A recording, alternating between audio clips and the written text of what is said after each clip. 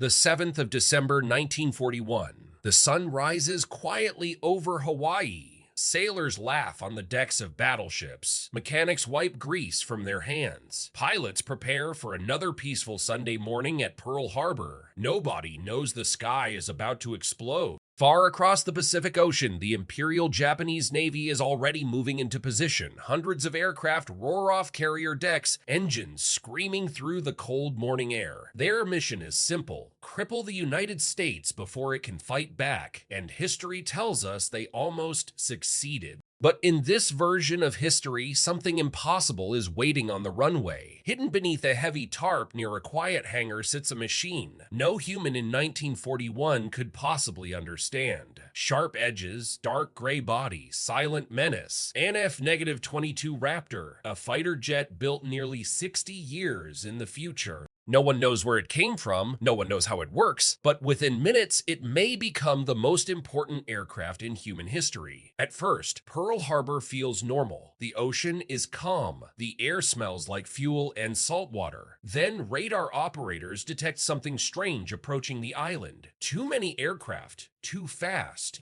Before warnings can spread across the base, Japanese planes burst through the clouds. The attack has begun. Torpedo bombers skim low across the water. Dive bombers scream toward battleships. Fighters race overhead like angry hornets. Then the explosions start. Fire erupts across the harbor. Metal tears apart, men are thrown into the ocean as massive warships shake under direct hits. For a few horrifying moments, it looks exactly like the Pearl Harbor we know from history. Then another sound cuts through the chaos. Not the growl of a propeller, not the scream of a WWII engine. Something deeper, sharper, more violent. The tarp is ripped away. Ground crews stare in disbelief as the strange aircraft powers on. The cockpit glows alive. Digital systems begin scanning the skies. The F-22 rolls forward, and within seconds it launches into the air. The people below barely even see it leave. To them, it looks less like an airplane and more like a weapon sent from another world. The Raptor climbs almost vertically into the clouds. Japanese pilots never notice it. How could they? In 1941, radar technology is primitive. Most pilots still rely on eyesight alone. And the F-22 was designed to be nearly invisible even to modern systems. Against World War II aircraft, it is practically a ghost. Inside the cockpit, the pilot sees everything: enemy formations, flight paths, distances, targets.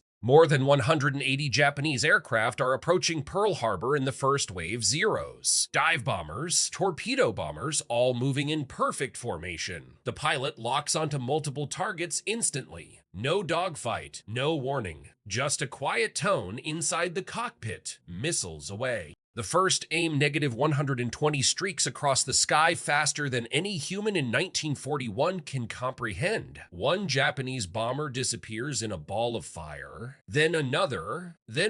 Pilots look around in panic. There are no American fighters nearby, no anti-aircraft shells reaching them, no visible enemy at all. Just sudden explosions tearing aircraft apart midair. Confusion spreads through the formation. Some pilots think their own planes are exploding accidentally. Others believe they've encountered some secret American superweapon. The attack formation begins breaking apart, and the F-22 keeps hunting. At speeds beyond anything imaginable in World War II, the Raptor cuts through the sky like a predator among insects. Japanese Zero fighters try to react, but they are hopelessly outmatched. Their top speed barely reaches 330 miles per H-hour. The F-22 cruises at more than 3 times that speed without even pushing to its limit. To the Japanese pilots, the jet appears and disappears almost instantly. Some never even see it before dying. Others catch only a blur ripping through the clouds. One pilot radios back desperately,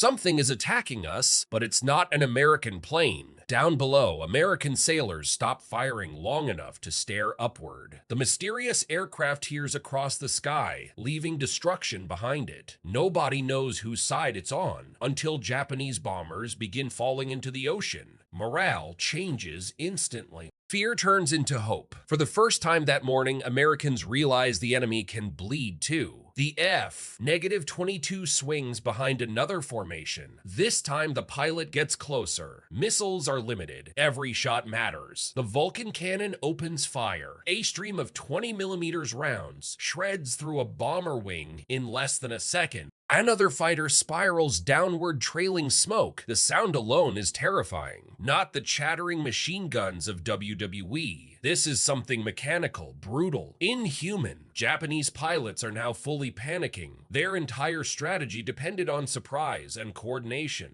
But now formations are collapsing. Bombers scatter before reaching their targets. Escort fighters waste fuel searching for an invisible enemy. Some pilots abandon attack runs completely. Others press forward anyway, determined to finish the mission. And despite the Raptor's power, there are simply too many targets. Because while the F-22 dominates the sky, Pearl Harbor is still burning below. Torpedoes slam into battleships. Fuel depots explode. Airfields are ripped apart before American planes can even take off. The Raptor saves aircraft, it saves ships, it saves lives, but it cannot save everything. Then comes the second wave. More Japanese planes flood toward Hawaii. Nearly 170 additional aircraft. The battle becomes overwhelming. The F-22 moves faster than any machine on Earth in 1941, but even it cannot be everywhere at once. Every second spent intercepting fighters allows bombers to slip through elsewhere. The pilot faces impossible choices. Protect the carriers, defend the airfield, stop the torpedo bombers. There is never enough time. And another problem is growing inside the cockpit: fuel. Modern fighter jets consume enormous amounts of it during combat,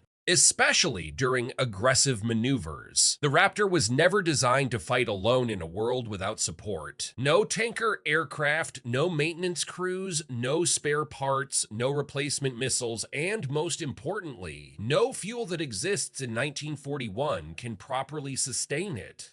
The clock is running out. Inside the harbor, American forces slowly regroup. Anti-aircraft fire becomes more organized. Japanese pilots lose the confidence they had during the opening attack, because now they know something terrifying is hunting them. Stories begin spreading over the radio. An invisible aircraft, a machine faster than sound. A fighter no bullet can touch. For some Japanese pilots, it feels supernatural. For others, it feels like the future itself has arrived early. But even monsters have limits. The F-22 has already used most of its missiles. Cannon ammunition is running low. Warning lights begin flashing inside the cockpit. Fuel critically low. The pilot makes one final attack run. A formation of bombers approaches Battleship Row. If they get through, more ships will die. The Raptor accelerates one last time. It tears through the formation with terrifying precision. Bombers explode one after another. The remaining Japanese aircraft scatter in fear. Some release payloads early and miss entirely. Others retreat toward open ocean. For a brief moment, the sky belongs entirely to the future. Then silence. The Raptor pulls away from the battlefield. Fuel almost gone. Weapons nearly empty. The pilot knows the truth.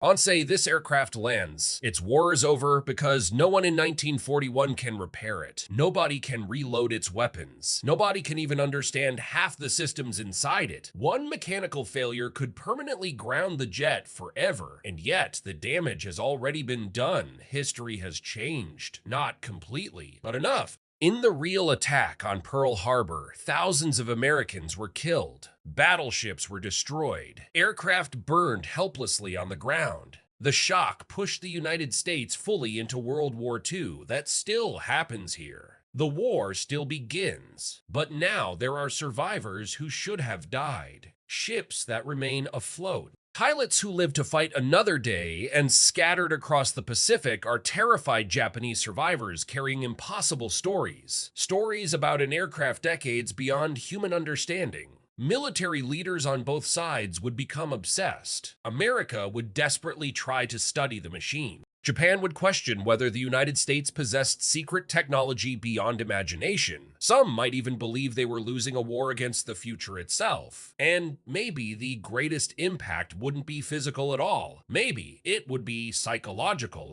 Because on one of America's darkest mornings, when smoke covered the harbor and defeat felt certain, something appeared in the sky and fought back, not perfectly, not endlessly, but enough to remind people that hopeless battles can still have heroes. The F-22 could never stop Pearl Harbor entirely. Any aircraft cannot defend an entire fleet against hundreds of attackers. Physics alone makes that impossible, but it could change the scale of the tragedy. It could interrupt the attack, delay bombers, save lives, and perhaps most importantly, it could give frightened soldiers something they desperately needed that morning: hope. As the burning harbor slowly disappears behind the jet, the pilot looks down one final time. Smoke rises into the Hawaiian sky. Ships still burn, men still die, history still moves forward. But now there's a new mystery buried inside it, a moment impossible to explain. A ghost from the future that appeared for less than an hour and vanished into legend. And somewhere among the survivors of Pearl Harbor, people would spend the rest of their lives asking the same question: what was that thing in the sky? Because for a few unbelievable minutes on the 7th of December, 1941, the future went to war.